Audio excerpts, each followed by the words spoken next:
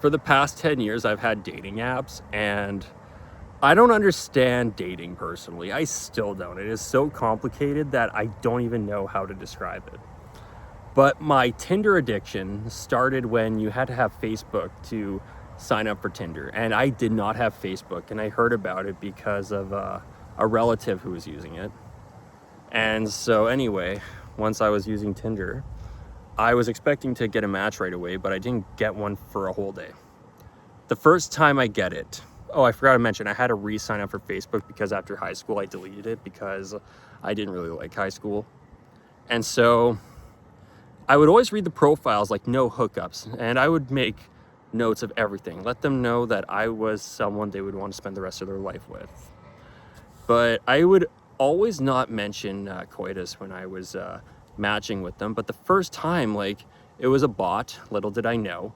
And it was funny because I was so excited. I was driving and I checked my car and I almost got into an accident. Stupid of me. But I mean, I had never had a girlfriend before. And so anyway, I check again as I get a match, and all of a sudden that match is gone. And I didn't really know how to talk to girls, even though I take notes on all the profiles. Like when they say no hookups or no, sometimes it'd be their political views, they'd talk about their religion. But I always tend to find girls will always say in there, I'll cook for you. And it's like, personally, I just want a companion. They don't have to cook for me or anything. I just want to be able to have a good relationship and talk to them about anything. And I didn't really get a real date for a whole year. I was just talking to them the whole time, hoping they'd ask me out. And it was because I have anxiety, and that's why I had Tinder in the first place.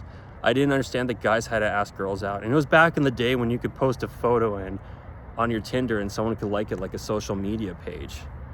But yeah, it was funny. I didn't get my first date until a year later, and it was a disaster. Little did I know she was cheating on her partner. And I mean, I'm not going to go too into detail with that, but I decided to delete all my dating apps, going from Tinder, Bumble, and Hinge. And a few months later, I tried it again. I didn't really find any matches. I was still a little hung up about the last situation I had. And so finally, moving forward, I didn't really get many dates or matches. It was just complicated for me. Or I would get the odd match like once a month, or I mean, I don't know this for sure, but I've heard that girls make up a thing called did this guy match with you, to make sure that their partners aren't cheating with another person. So, and I mean, I was never in those groups. I don't know where I could find one personally, but I was so addicted that like I would run out of matches. It was kind of funny.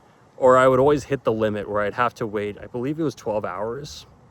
And like, it was insane. And sometimes I would see the same girls over and over again. So much so I knew that I didn't have to delete an account and make another one. And finally I joined like, I had Bumble as per usual. Bumble sucks, by the way. Don't join Bumble. They're like the worst dating app. And I joined Hinge, and I mean, successfully had more success with Hinge. Sorry for the wording. And anyway, I mean, I met two of my exes on there. But the thing was, like, what bothered me with Tinder was, like, I don't understand it. I really don't. They say it's a hookup app. Some say it's a dating app. I don't even know what it is. And sometimes they keep changing it. But my addiction was so bad. Like, I was literally on it in public. Like, I would just be using it all the time because I was just, I don't want to say I was desperate to meet someone, but I just wanted to meet the one. That's all that mattered to me. Because I just sucked with dating and talking to girls. I mean, I could talk to girls. It was just, I couldn't break the ice.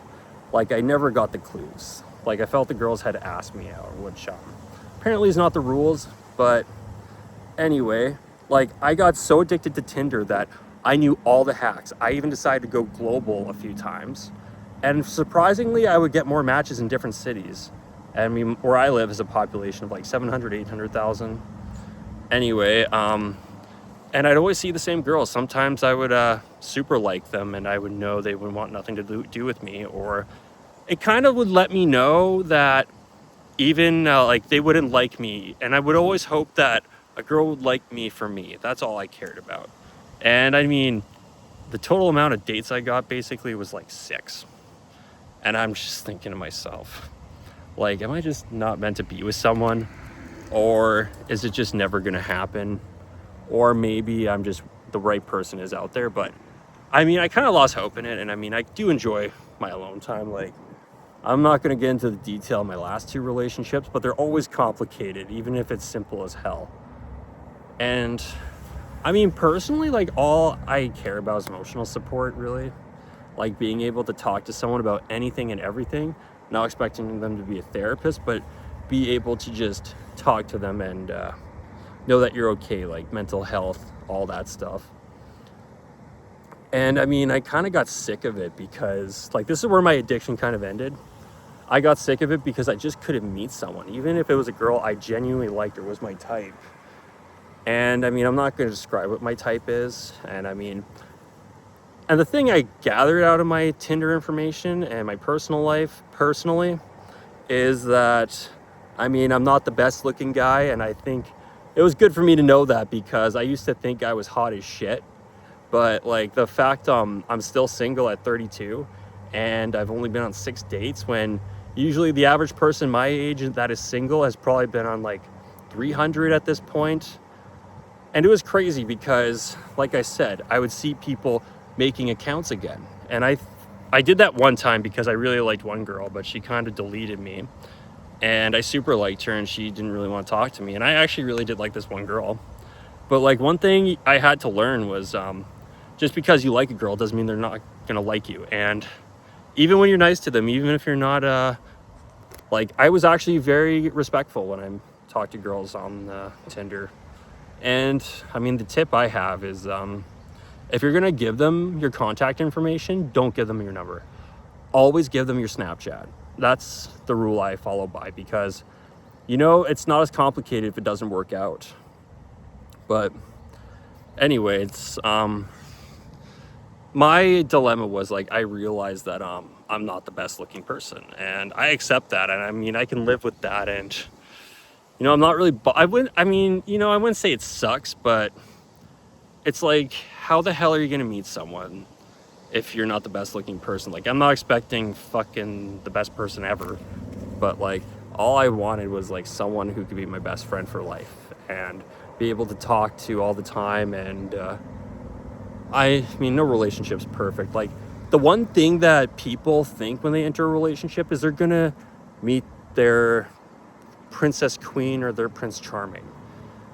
But the thing is, what people don't understand is it's not going to be exactly what you want, no matter what it is. Next thing you know, you're going to realize that you're just bringing someone into your life. That's all it is. Nothing more than that. They're just going to bring their baggage. And I mean, personally, I've never liked the idea of marriage. I mean, I'm down to be in a committed relationship and all that, but like, I am in no rush to be in a relationship or marriage at this point. And I find marriage complicates everything, from what I understand. And it's kind of funny because when you're in high school and you're dating that girl, you think you're gonna have kids, have a house, have a nice life. But the truth is, like, you're probably not gonna end up with that person in a retirement home. The truth is, you probably might be friends and then drift apart so far away that you'll probably see each other in 40 years and say nice to see you and then move on. But anyway, yeah, this is how bad my addiction was. I've learned so many hacks through Tinder. And I mean, sometimes people find them. Like, the one thing I know at this point is, if someone says someone likes you, like, they're going to be the first one you swipe right to after this. Like, not the first one, like, it'll be the first one, then the second one you swipe right, and then it's a match. I mean, basically, I would only delete it because there was this thing where there was like, how do you say it? It would be like someone liked you and they would show these 4 accounts and you would have to pick one, or sometimes it would not be there, sometimes it would. And I found a little hack to it. Like, it alternates every so forth. Like, it'd have to be a minimum of 5 matches in order to unlock one. Or sometimes it would say maybe next week. And then they got rid of super likable, and there was a thing where you get one super like a day at one point. They got rid of that. Like, and I'm purposely, I'm like wondering how much I know about Tinder. And I mean, the biggest life hack I can share about Tinder is, if they keep making accounts, that may be a red flag. a big yellow flag, I should say, because it's maybe that they're just finding the wrong people or have bad taste, or maybe it's just that they are a red flag. But yeah, that's the thing. Like Tinder can get addicting when you just want to meet someone.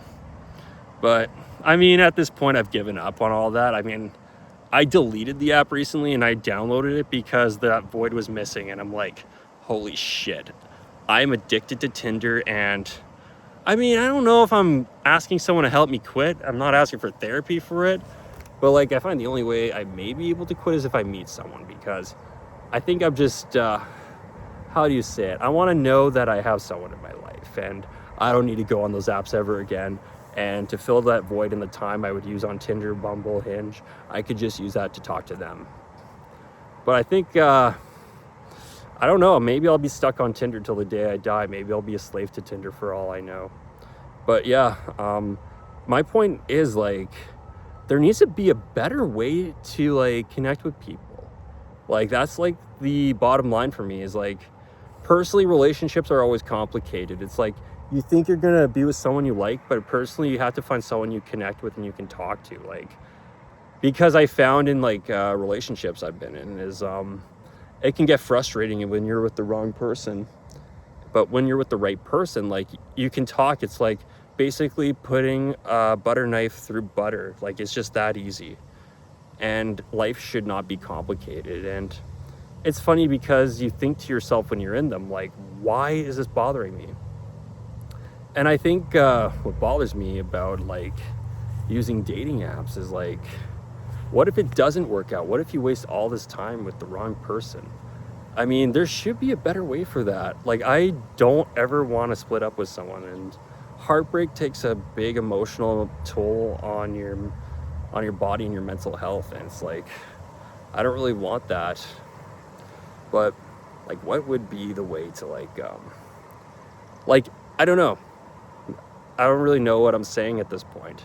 I think what I'm saying, Reese, really is that I would like there to be a way to meet someone easier and not be addicted to these apps. Like, I mean, I am addicted to Monopoly Go. That's the only one I'm really addicted to, if anything. But anyway, thanks for watching, and I hope this wasn't useless.